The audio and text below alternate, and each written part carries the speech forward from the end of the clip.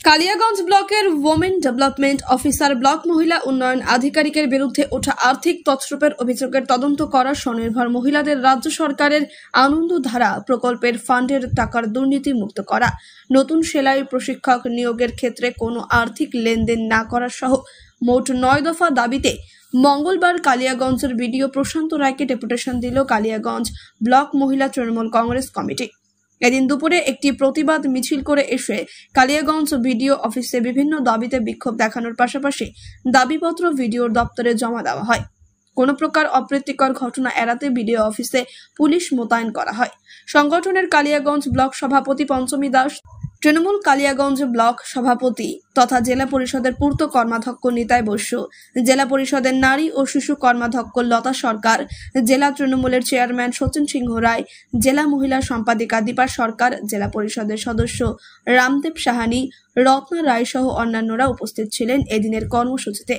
উল্লেখ্য, কয়েকদিন আগে কালিয়াগঞ্জ ব্লকের বেশ কিছু গ্রামীণ মহিলা স্বনির্ভর দলের তরফে ওমেন ডেভেলপমেন্ট অফিসার ব্লক মহিলা উন্নয়ন আধিকারিকের বিরুদ্ধে আর্থিক তছরূপের অভিযোগ জানানো হয়েছে ব্লক প্রশাসনের কাছে।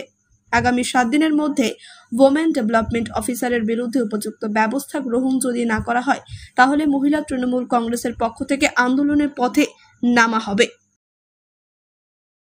যে ডব্লিউডিও ম্যাডাম আছেন, সেই ম্যাডামের মাধ্যমে ব্লকের যে সমস্ত মহিলা দলের যে কাজগুলো তার মাধ্যম থেকে হয়, উনি এখানকার বিডিও অফিসের আধিকারিক।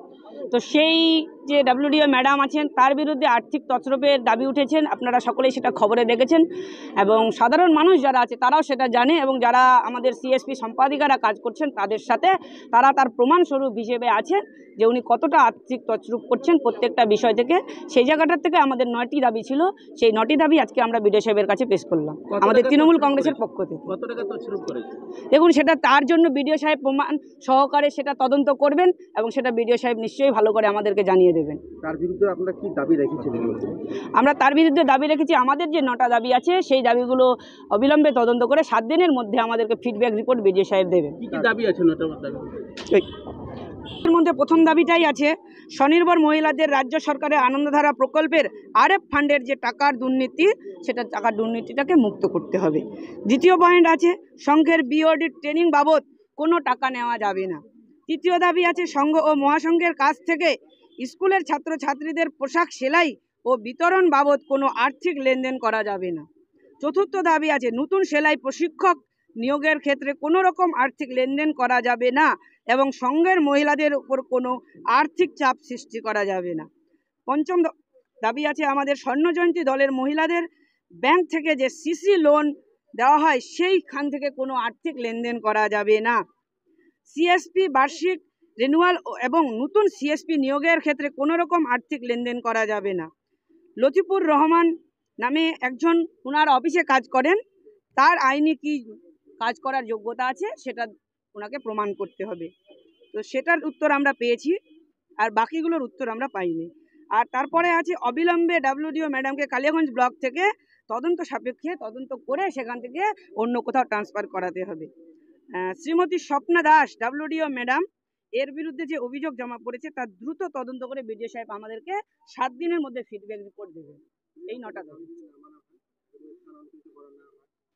আমাদের দাবি যদি না মানা হয় তাহলে তৃণমূল কংগ্রেসের পক্ষ থেকে, তৃণমূল কংগ্রেস মহিলাদের পক্ষ থেকে আগামী দিনে আমরা বৃহত্তর আন্দোলনে নামবো, এটুকু আজকে আপনাদেরকে জানিয়ে রাখি।